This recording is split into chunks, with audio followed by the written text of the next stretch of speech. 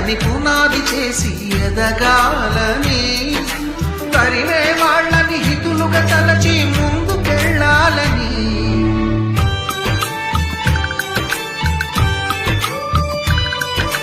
కన్నుల నీటిని కలల సాగుకై వాడుకోవాలని,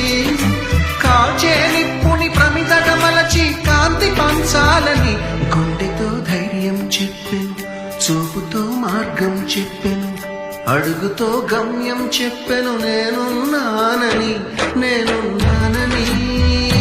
నీకేం కాదని, నిన్నటి రాతని మార్చేస్తానని.